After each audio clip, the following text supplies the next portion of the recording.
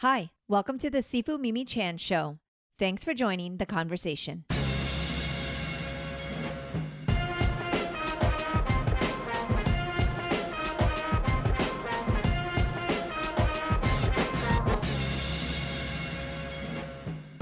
Hello, hello, Dan. Hello, how are you? I am so good. It's so good to see you. It's been a bit. Yeah, it does. Yeah. And it's funny. I don't think I travel as much as I used to, but I'm gone all the time. So I must be just getting better at travel. And I honestly couldn't say much more than that.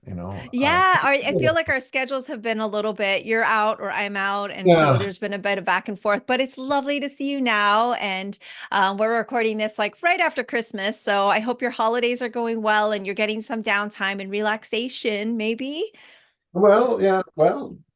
Yeah. All the above, some of the above, none of the above. It was fun.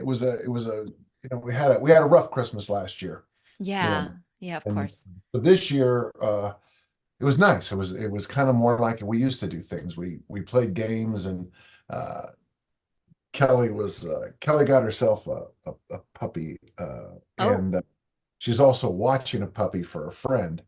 So I mean, I spent much of Christmas Eve rolling around on the floor playing mhm. with puppies, and it was just a lot of fun. I mean, it there's something marvelous about rolling around on the ground, being attacked by puppies. It wasn't too long ago. I was rolling around on the ground with Leo, my grandson, on Christmas Eve, and so it was nice. I seem to spend a lot of time rolling on the Well, ground. well, because you can. Puppy- Either with puppies or or with babies. Either way, I like it, and it's kind of fun. I was looking at some pictures of it seems like 100 years ago, but it was only two. Leo and I are just laying on the ground and kind of rolling around, and yeah, it just happens so fast. So It it's good. does. And Yes. What kind of I'm sorry? I hope yours was good too. Yeah. Yeah, it was lovely. I'm fortunate, my family's all well. We got to spend time together. That's what's important. And ate good food, but not overindulged, which is always nice because, the Yeah. holidays become that, oh my gosh, we have to eat all the things we never eat for some reason on these 3 days. But it was very nice. Thank you. Yeah. I was gonna ask you what kind of games do you guys play? Like board games or are there Yeah, no, we play all the board games. We used to play a lot more Yahtzee. Now we play more of a card game called golf. And okay. then there's also this thing called Jackbox TV, and there's a murder mystery, and there's another one called Fibbage. And those two I mean, I really like the games. The murder mystery is a bit of a trivia game with funny little side games, and Fibbage is you're just trying to put answers in to trick your friends, and they're just fun. And yeah, we haven't really played a lot of the classic games. I love Yahtzee. Mhm. Obviously, I mean, I'm a big fan of. Can you see that? There's Yes. my Connect Four, and Connect Four. Mhm. there's my tic tac toe, and right here's my chessboard. So Oh. just even in my office here, I have. It's interesting because when I'm working with young coaches, I'll often ask them about tic-tac-toe. And Okay. I'll also try to get them in, have you played checkers? Have you played chess is great, but there's a big learning curve. But I think that Connect Four is one of the best things for a coach to play because when this one has got the black and red, and the one we have upstairs is green and yellow, but you drop two whatever dots or whatever the coins or whatever they are, and all of a sudden the whole game changes. And that's kind of what coaching is about. You had this nice plan, but this happened, so you have to instantly adapt to new. And I think there's good life lessons, great life lesson, and it's also in the Matthew Broderick film War Games. You know, Mhm. play tic tac toe. If you play it 20 times, you you're done. You the game is over. Neither person wins. I think it's called a cat's game. Mhm. Uh, I'm trying to play 1,000 games of checkers with my computer, and I'm up to about the low 600s. And I'm just trying to. The computer is smarter than I am, but it has a fatal flaw. It must always take a piece when it can. And I don't know how to talk to it and tell them not to do that, but it always takes a piece. So by sacrificing one of my pieces, I can always not always. I win about 78% of the time. That's what's, Mm, you know, per every 100 games, it's about 78. And people go, how do you keep beating this computer? I go, because it has a fatal flaw. It yeah. must always take. There's a life lesson there somewhere. Hmm. There is a life lesson there. If you always have to be number one, if you always have to be right, it makes me think of someone I cared very deeply about who always had to be right to the sacrifice to even relationships. Yeah.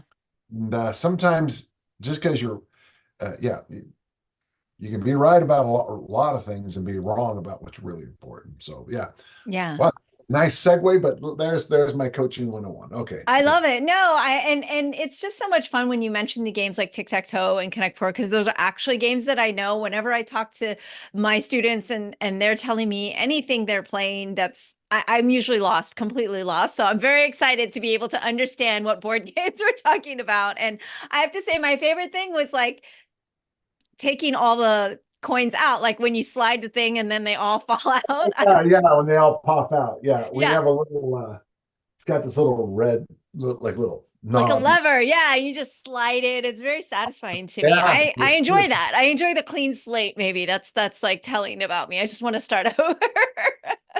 So I like it. I like it. And I appreciate that. Thank you for the strategy on Connect Four for coaches, because I that could be a good thing to introduce because I think you're right. We get very set on what we set out to do, our routine, our way, our path. This is what I had planned. And this is any coach or instructor or teacher knows like it's good to have a plan, but you should have the flexibility to make adjustments, right? right. And I moved away from chess because it's a hard game, and the way that's played now before Alpha Zero, everyone just memorized everything. Oh, But starting with Bobby Fischer and now with Alpha Zero, Bobby Fischer, before he died, would play people and he would break the rules. He would move his king early because all those memorized things that his opponents would do were now worthless. ah, I think that's, yeah, you almost become, if you do this and I do this, and then you do this, so I do that, you're an automaton. You're a robot. You're not thinking. You're just. And I like the strategy. I like thinking. I like playing. I like I thought I would do this, but you did that, so I have to change if I want because the rules are simple. When you connect four, you win. So even though I had this beautiful thing set up, I lost because you just put four in a row. One, two, three, four. You win. Yeah. do you play this with your athletes or like with your coaches that you teach? Coach, Like, if someone asks me to help them, yeah. uh, one of the things I'll do is we'll have maybe we'll go through. I'll have them. Usually I give them a few reading assignments, and most of the time they don't do that, and so I fire them Yeah. because they're not really motivated. Um, But if they do come, if they do spend some time with me, I'll break, especially those two, the tic tac toe and then the Connect Four. Um, Interesting. I've had many coaches who've never even heard of Connect Four, European coaches, but then they'll know it by another name or something similar. Oh, okay. Uh, it'll be fun, but the idea is still the key. Is that you know you have to play your opponent, yes, but things change and you have to adapt like that. So yeah, Yeah. fun. Do you find that it tells you a lot about teaches you a lot about that person and how they play? Like, do people surprise you even because the moves are so simple and there's only so many you can really do, but I feel like you might learn a lot in personality. Yeah, I guess if somebody just can't figure out that the rule is to connect four, It's a problem. maybe there's another job in life for you besides being a head coach. And also like reacting, right? Like how Yeah, competitive they can get. yeah. But you can see it sometimes, there was a coach for the 49ers about a decade or so ago who just put his head down and said, this is the way we're going to do it. And it didn't work. Mhm. And he kept saying, well, we're going to do it this way. And it didn't work. And he kept saying, we're going to do it this way. And it didn't work. So part of our job sometimes, no matter what we're doing, is you got to change. I'm sure if you talk to movie producers or actors or whatever, they've probably been in a situation in their life where someone said, that's not working. You got to do it this way. No, I'm going to do it my way. And you got to be very good and very lucky to just have one way to do everything, you know. Mhm. I'm thinking of John Candy and Splash, if you know the film, but we're Of not going course. I often say what a week I'm having because of the Eugene Levy role, you know, where he keeps like trying to catch her in the picture and yeah. to. Well, should we get going on our book? Yes, yes. So for those who are joining us or wondering, okay, of course we have the world-renowned coach Dan John, who knows all things strength training, fitness, and coaching. He is also an expert in the Sword and the Stone, and he has been so gracious to take me on this journey with him. And we have made it up to chapter 10 of the Sword and the Stone, and this is fun because it starts the adventure in the woods with Robin Wood and we meet Marion, which was exciting because it's our first leading lady, strong female character role, kind of only one of the only female characters that are centered in terms of this light and how we see her. And it actually I think has a lot to do with coaching this meeting because they have the arrow contest where they start being very competitive and yeah, so very exciting that we are jumping back into Let our book. a couple things real quick is that chapters 10, 11, and 12 are Mhm. unique Yes. in that they are actual, it's a start to finish adventure that carries over 3 chapters. There is magic throughout the chapter, but not Merlin's magic. So by the time we get to this chapter, we, Sir Kay is jealous because, Wart has all the fun. And by the time we get to this chapter, 2 of the most important transfigurations have happened. That would be the fish transformation and the hawk transformation. Well, I mean, it's interesting because in both the fish and the hawk, the lessons in those stories are about like being disciplined, about military, about might makes right versus, right makes right. With this story in the middle, in real time, the boys are in danger. There's a chance they can die. Now, depending on what book you have, whether it's the 1958 version, the 1938 version, the 1939 version, the stories change enough that I will get confused on this as we're talking. Don't take that wrong. Okay. The original version, she's not an attractive thing. She's not attractive at all. And the animals are much more vicious, and the anthropomagis, those human-like creatures, the skyops and all of them, are truly evil, horrible things. And it eases up as the story. When it comes to America in the 39 version, it's a lot softer. And by the time you get to the 58 version, it's a little bit more of a fairy tale. Why do I spend all that time going?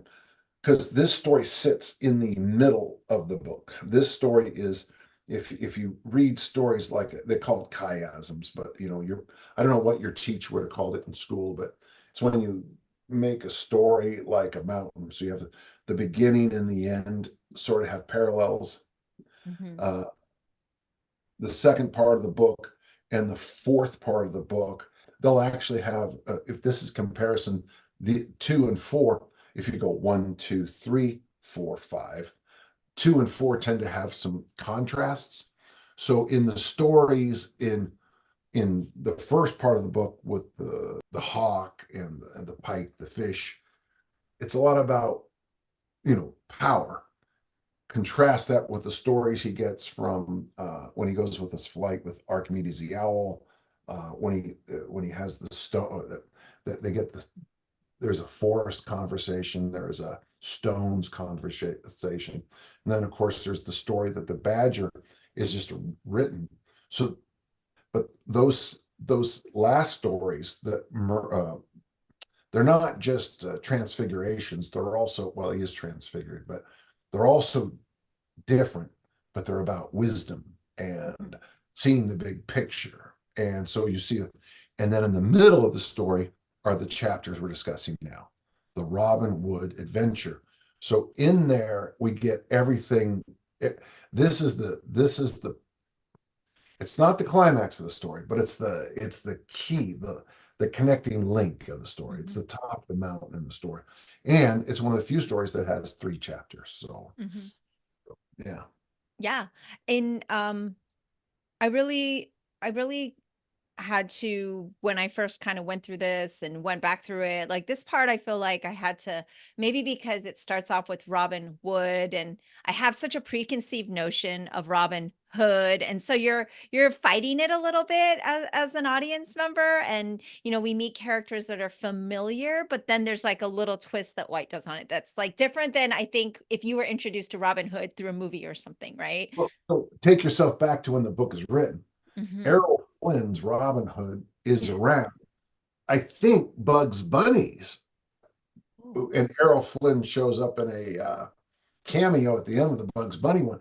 I think that if it's not right there, it's real soon. Yeah. So in the 1950s, there is the BBC television show called Robin Hood. So with the Errol Flynnness of the Robin Hood is somebody you should be thinking about because that is who White, maybe not exactly Errol Flynn himself, but that's Howard Pyle's famous Robin Hood book has already been out. It's Hmm. the it's the book that T.H. White probably would have read as a kid or as an adult. So it's all there. And there we go. Okay. Yeah, and then, it's cute because it's like the oods you've been running through.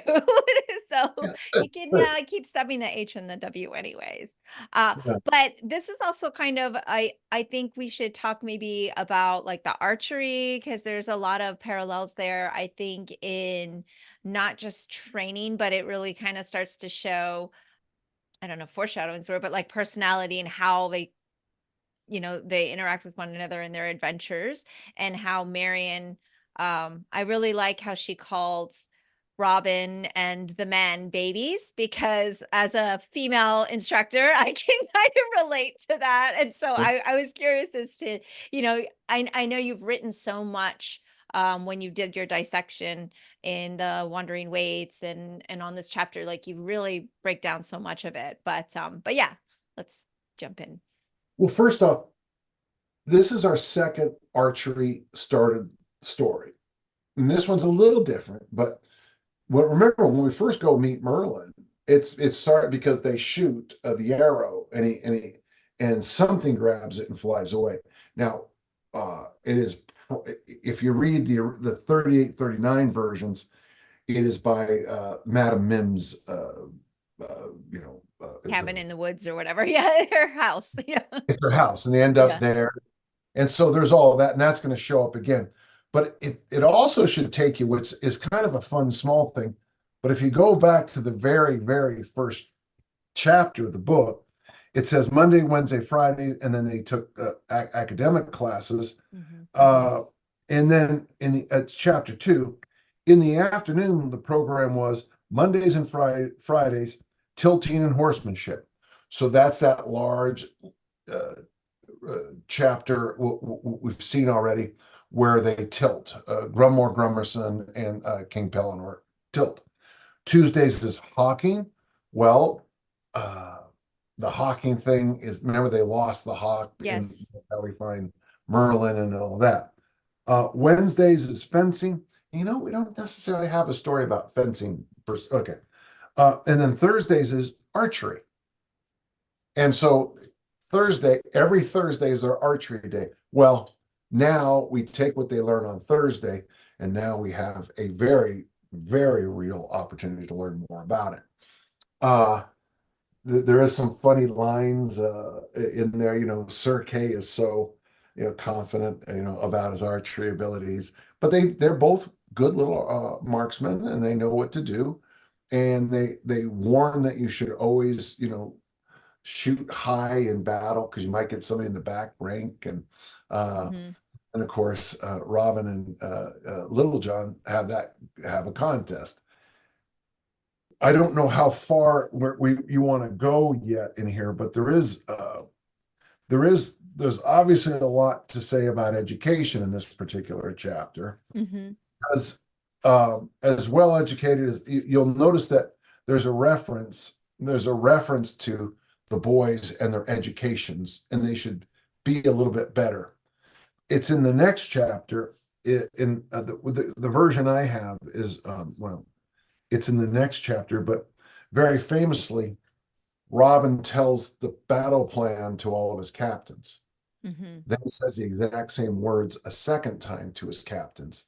And then the captains walk over to their groups and say the entire thing Robin just said twice.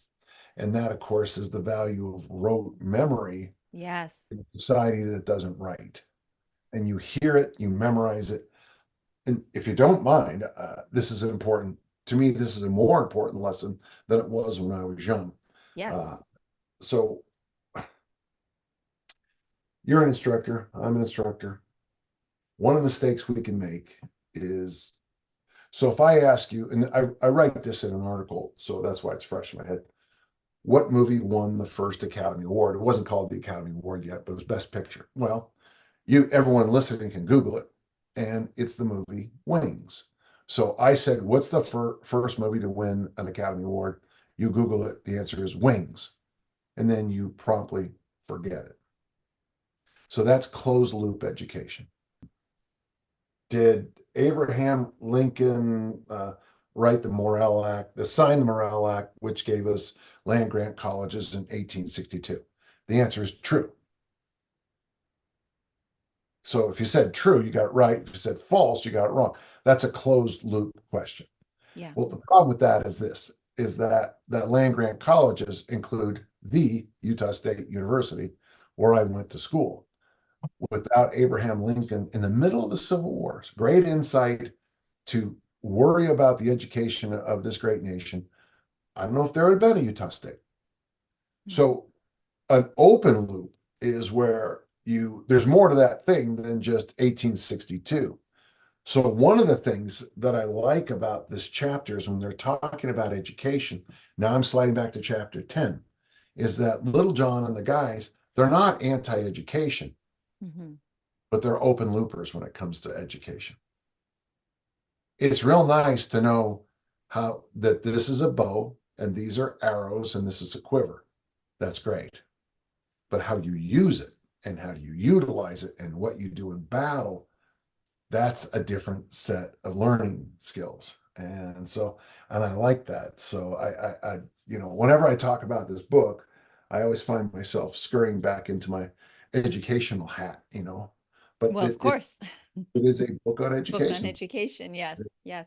And we've talked about rote memory before, way back, but I'd like to take a second with it as well because I found that often, like how you just mentioned, Robin says, "Here's the plan," twice, and then, he hears them repeat it twice. And I know that whenever I thought I had given really good directions and I don't ask my student or my coaches to repeat it back to me of what they're going to do with the class today or what the plan is, if they don't repeat it back to me, then it's my fault because I haven't made sure I communicated clearly. Because I've had them repeat things back to me and I'm going, "That's what I said. I can't believe that that's what you think I said." So I'm like, "Okay, how can I improve on this?" And it's allowed me to be a better communicator to kind of ensure like I'm repeating it twice and then I'm asking them to repeat it.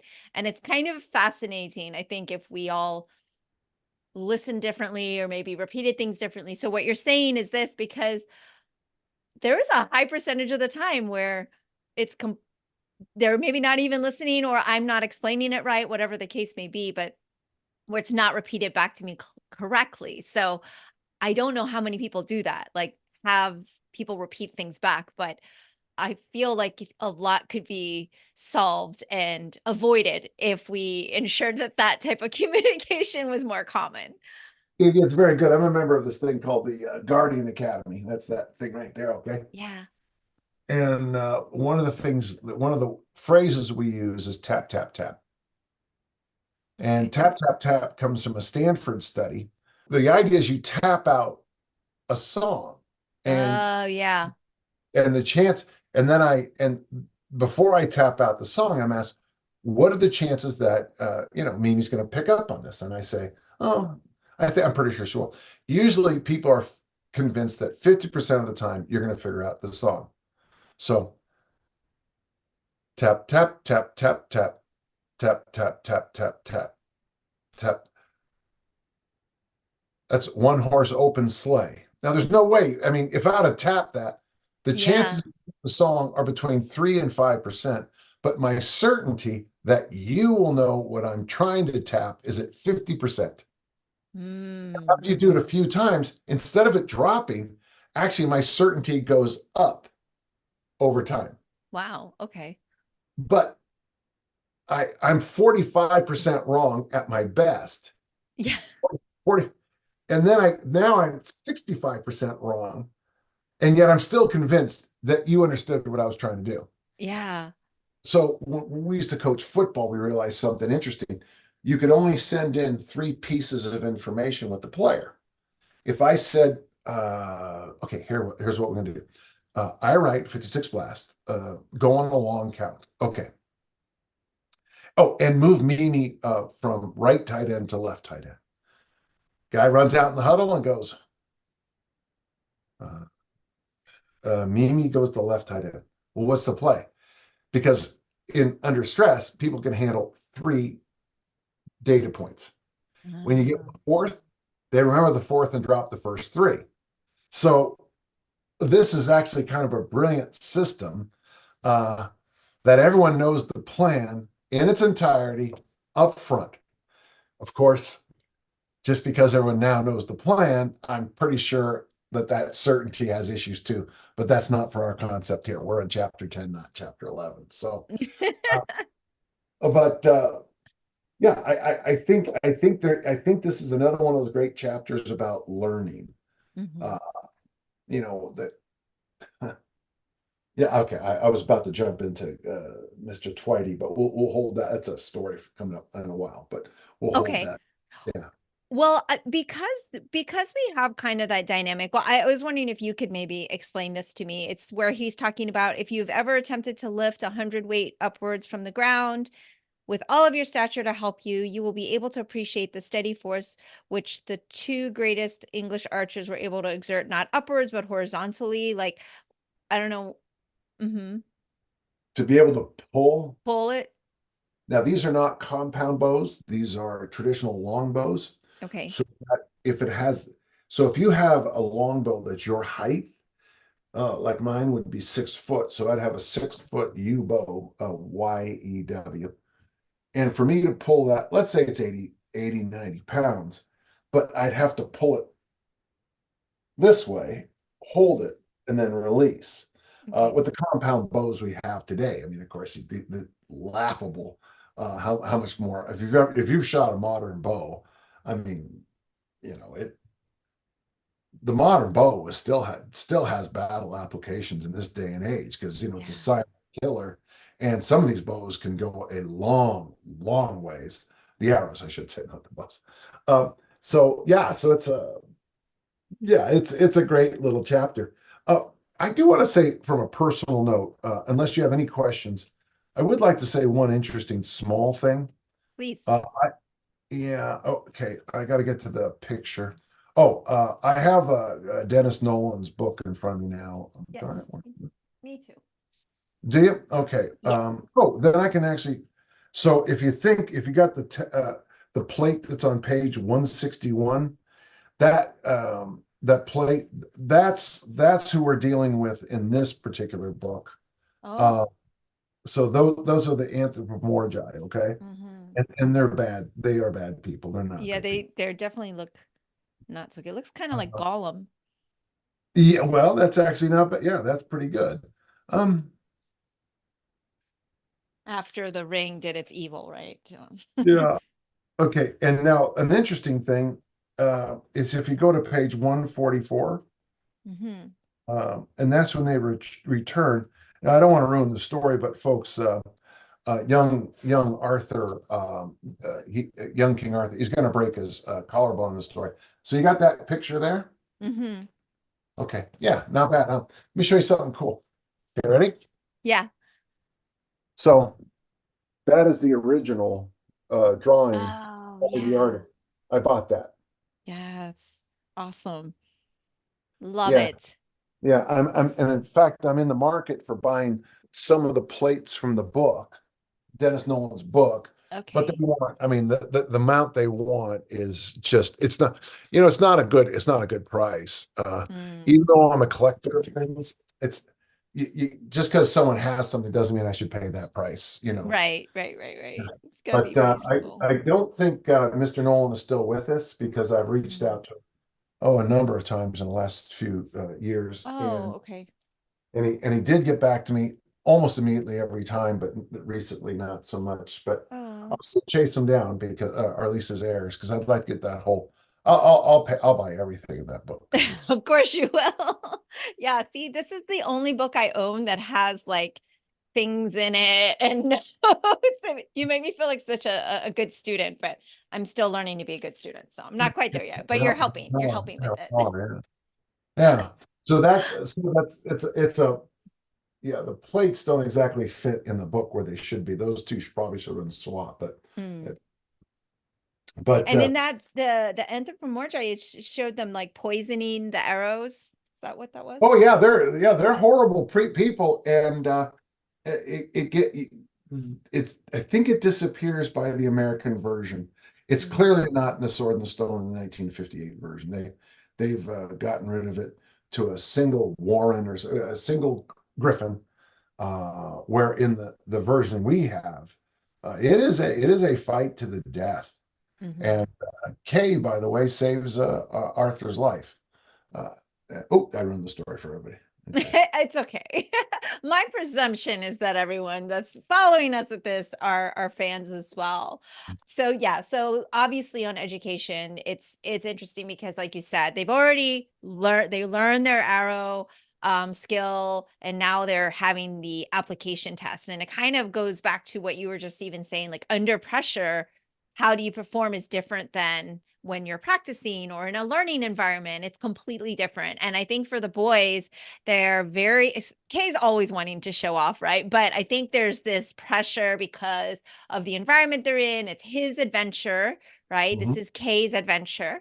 And then also, I feel this could just be me, but a woman like Marion being there ups the ante of pressure and the desire to show off. And it kind of makes it a little bit the environment changes a bit, I feel. I don't know that they really talk Remember, about that, but I feel like it's you know, also she is Ward King Arthur's first crush. yes. He says clearly, this is the kind of woman I want to marry. Yes. And for a historical reference, it's fascinating because T.H. White is watching a television show one day, and whatever it's called at the time, but Britain's Got Talent. This little girl called Julie Andrews goes on there. He sees her and he says, "That's who I think Guinevere should be." And that is part of the story while Julie Andrews was in Camelot. And then, of Yeah. course, Camelot, she was also in Henry Higgins' My Fair My Fair Lady, Lady. and they screwed her over on doing the movie for My Fair Lady. Yes. And I thought it was a terrible choice. Audrey Hepburn was not a good choice, but what do I know? But instead of that, she lucked into this little show, two shows called Mary Poppins and the Sound of Music, Yes. which she basically did in 1 year. That's a pretty good year for It's a anybody. good year for her and us. Yeah, I mean, that's not a bad. And then she became queen. She was Queen Clarice of Genovia Yes. and of Princess course, Diaries. Princess Di. My sister has watched that 1,000 times. So but I am a big Julie Andrews fan. So I just yes. like I just watched it last week because I think Oh. it is a great movie. It is now there's a few parts, but yeah. So it's just one of those interesting things that now the reason I bring that up is we meet Maid Marian And Arthur's like, she's got woodcraft. But remember, he knows he's going to be a squire. He's going to be at best, and to Sir Kay. So Maid Marian is a great choice. When he becomes king, the rules change. Now you get a good chance if you ever get a chance to see the movie Excalibur. I think it's John Yes. Bourne film, 1978. I think it's Liam Neeson's first movie, and Jean-Luc Picard is in it. He's the father-in-law. Uh, but he's not named Jean-Luc Patrick Picard. Stewart. Yeah, I knew who you meant. But it's a marvelous because in that particular movie, you can really see that they are attracted to each other, and you don't always get that in Camelot. You really don't. Yeah, it's an arranged and comfortable marriage, and but in Excalibur, it's a little different. Yeah. Hmm. Mm.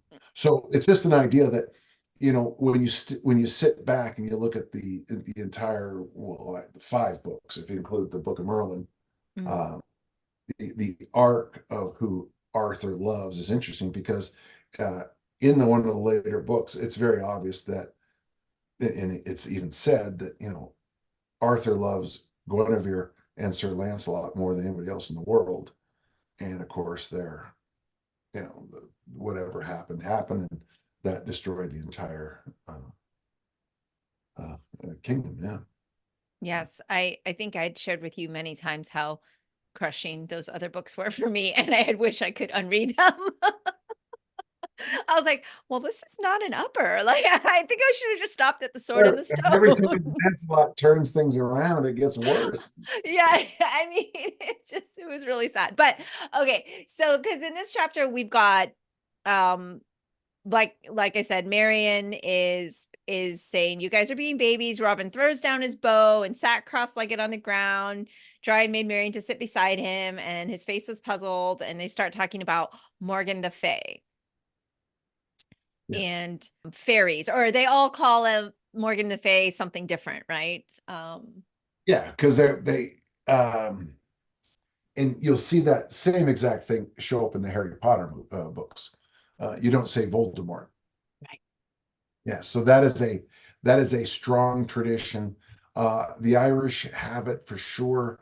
I know the English, obviously, they have it. We're talking about it right here, where you don't name evil. Um, when I was young, you wouldn't say Satan or the devil, not because it was swearing, but because people were afraid you would. It would come about. Yeah. Well, and there's Some so many. like Beetlejuice. Yeah, Beetlejuice, and what's the thing you're not supposed to say in the mirror? Um, Oh, something Mary wrote. yeah, I know yeah, what you mean. Yeah, yeah. Red yeah, something or oh gosh. yeah, yeah, yeah, whatever I that got is. it. Whatever Yeah, that is. Yeah. because I didn't like horror films, so yeah. Well, and it sticks with us. I mean, even in the theater, if you watch Only Murders in the Building, I do. uh, you'll notice that break a leg still shows up, and the Yes, idea yes. that you don't you want to confuse the wood nymphs or whatever, uh, and they leave a light on for somebody or something like that. Yeah, these Hmm. are Hmm. the things we all stick with, Superstitions. superstitions, and you'll notice they're very uncomfortable mentioning the names of the evil ones. Very, Hmm. very uncomfortable. Um, in fact, they get in trouble if you mention if you say the name of something and it turns out to be named one of the evil ones, they come Hmm. and attack you. Yeah, very, very interesting. Um, I freely talk about my death a lot, Mimi, Hmm. because 66 and I'm not stupid. I can do math. Um, and I know that I probably have more yesterdays than tomorrows. So I'll mention my death, and you'd be shocked at how often people go, "Oh, don't talk about that." Oh, that's a But very Chinese thing too. They don't like to talk about death. yeah, but Yeah, you know, culturally. yeah, but I still have to have a last will and testament, and Yes, I leave my body know. done. And yet we can, if we talk about, so it's interesting because everyone will poo-poo. You'll read this book and go, "Oh, those ignorant people," and then, Hey, I want to talk to you about at my funeral. Don't talk about that. What do you Here, what, I'm going to knock on wood, so I'll dull the wood fairies. I'll break Right. a leg. Yeah, it's so these are things. So one of the fun things about doing a deep exploration of a book like this is you begin to put the mirror up in Yeah. yeah. Yeah, How many you're of these? right though. In this film, you're like, oh, in this film, in this book, you're going, oh, it's just a fiction. So, why are they scared to say it? But Yeah, you're right. In daily life, I mean, there's so many superstitions and traditions. I mean, and some of us will call them, no, no, this is my routine before I go to a game. And, if this is my prep, but a lot of them are superstitions and like your lucky socks or whatever you hear people I've got them all, share. and I've got rituals I do. Rituals, yes, rituals, that's the word I was looking for. Yeah, yeah, and I do rituals, and I do one thing that's interesting, I think, as an athlete, is I consciously attack my rituals. Like I learned, and I learned that Phil Maffetone thinks the same thing. We had a great conversation a few months ago uh, about not getting a haircut the week you compete, and it's weird because there's no well, there's two sides of it. First, if you can't find if you compete every single weekend, so you're overtrained anyway. You're overdoing it. But the other thing is people get thrown off by little things. And Mm, so I consciously will get a haircut the week of the nationals. I will mm, consciously put on different socks than I did. Consciously, knowing that these are my lucky socks and swapping them out for something else just so I can overcome it because it is soup. Well, I mean, my mother, wonderful woman, and I still love her. And she's been gone 43 years. I still love her, but she was Northern Irish and she had heavy, heavy superstitions. And as bright as she was, her favorite book as a child was the Socrates, Plato, and Aristotle, a book on Plato's book. That's you don't hear that much from little Irish immigrant girls, but she was you had to be very careful about what you said. Well, why is that, Mom? Well, you don't want to be calling Satan up or whatever it was or the devil. And it's interesting because we see this deeply in this story. The other thing that was very unpopular in the version we're reading, okay, is the fact that the Robin and his merry men and the boys and Maid Marian they jumped the anthropomology. They didn't even give them a warning, and they just started to slaughter them without any warning at all. But the reason is because they used poison arrows. So if they did have a fair fight, it wouldn't have been fair. mm, That mm. was and White's editors were asked to change some of that. And White pushed back on that also, but you're also trying to sell a book and you're trying to sell. Yeah, I find that really fascinating because it's something that doesn't seem to go away with time, the superstitions and like you said, we would read this as fiction, but then we really carry over a lot of that. And I know you're very scholarly and you are knowledgeable, especially about religion. Do you feel like that has a lot to do with some of the crossover of like I mean, Yeah, so I was and I was raised Catholic, so there was a lot of fear and there was a lot of things that I feel like was instilled. yeah, I felt purposeful at the time, but I went to Catholic school even as a child. So I'm curious as to like where you yeah, and that's always. I mean, it's one of those things. I mean, yeah, I even see it on my Instagram account. I mean, there's Jesus Christ is, especially now that we're doing this the day after Halloween. This is Boxing Day. It's the Feast of Saint Stephen, and I just feel like Jesus of Nazareth of Bethlehem has become a ball in a ping pong game. He was he was I mean, he certainly fits immigrant status very well. His parents had to flee when he was young, uh, and yet then somebody else to say, Jesus says to, you know, literally, I've seen a sign that said this. It said, Jesus says to kill fags. I can tell you from the heart, gentle listeners, from the heart, as a theologian, as a person who knows sacred scripture, that's not true. He never said that. A fag is a British term for a burning stick, which later became a cigarette. Cigarettes. Yeah. And so I can honestly say that, and I saw the sign, so I'm standing Yeah. by it. But to see that, and that's so, I'm sure that the person who had that sign was probably happily in church this weekend sometime, uh, completely fulfilled in their own, or not Righteousness. not righteousness, but rightness. Rightness. There you go. Yeah. Yes, Mm. yes. So the superstition, even if we humans decide to become completely,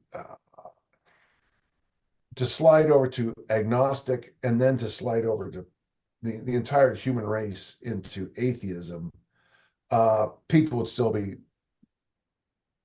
doing something at a casino. You'd be sitting there at a Yeah. The casino, lucky machine. and the lady next to you would, always, keep a red ribbon around her left hand, or they'd rub your left arm three Yes. times. Yeah, because it's uh, ritual. Rituals often spring from what we perceive in a series of events to be a factor. You Yes. know, Yes. you just do. You can't help it. You can't help it as a coach. You can't help it as uh, when I was in high school.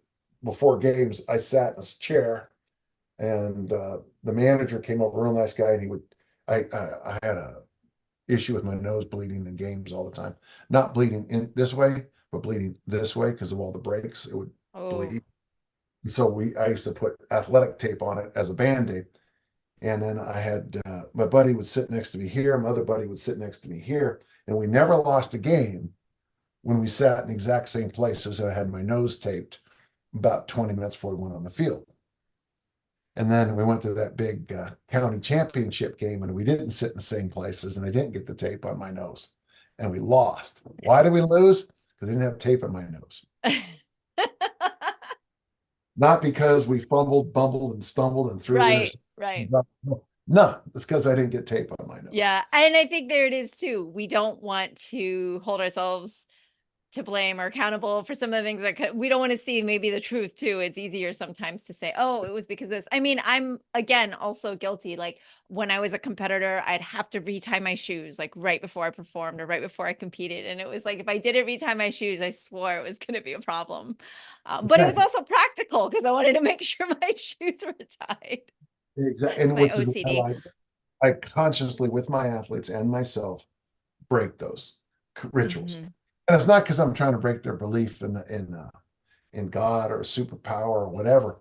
I'm just Yeah. trying to break it because it's always at the Olympic trials or the nationals or the worlds where you can't do your ritual the way you always wanted to. Yes.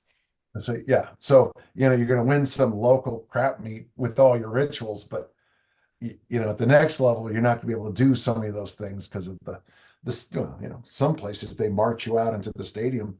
The first time you're in the stadium is right before the gun goes off or they call your name or whatever. Yeah. That's, the warm-up room is back there. You're not out there.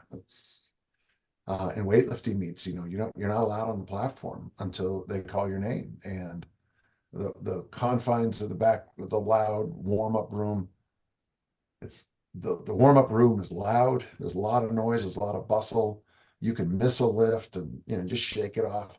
But when you're on the platform, man, everyone's quiet and they're all Yeah. watching.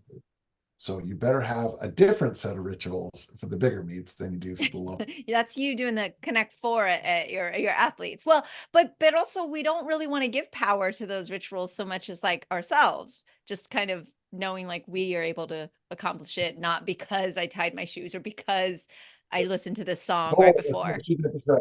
the goal is that the rituals have no power. The truth Right. is we give them a ton of power. Yeah. Yes, yes, yes, yes. It's so true. It's so true.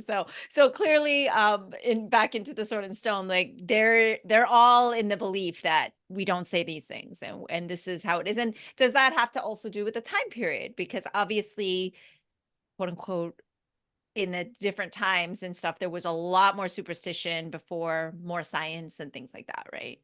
Plus, there's magic, so I don't or not really. super I think we're worse. We're worse. Listen, there are actual people who I have a former student who's a member of the Flat Earth Society. Oh, okay. Yeah, Folks, the true. Earth is not flat. It's not. Okay. And the physics don't work for it. Okay. Uh, oh, that, and I think this way, a lot of countries in the world are turning, far, far right again. It's Yeah, because I need someone else to give me my answers, and that's of course, always an issue. Um, I trust, or worse, I want someone who looks like Dan John to answer all the questions. For some reason, because I'm male and white, I have more answers than some other people, which makes no sense to me at all. Because if you saw my desk right now, you'd be shocked at what a mess it is. And what my life is sometimes is total mess. So I think we are superstitious now as ever. yeah, I mean, there are people that do not acknowledge global warming, or the human component in global warming. It's like, of course, there's also people that think that the we never did get on the moon. It was all a TV show. yeah. Conspiracies. Oh, there you go. Okay, since I was young, you know what I believed about John F. Kennedy? He was shot by like Lee Harvey Oswald because I could make that shot easily. And I don't believe in conspiracy theories because I know that we humans, first off, aren't very good at it, and then secondly, no one can keep a secret. No one can keep a secret. You're right. Nobody can keep a secret. That should be the proof right there for us all, right? There's a new documentary coming out about this Soviet submarine we tried to pull up out of the ocean during the Nixon administration. And I was telling somebody I was with, I go, oh, I knew all about that as a kid, EH beam trucking and rigging. They bought this new. How do you know all that?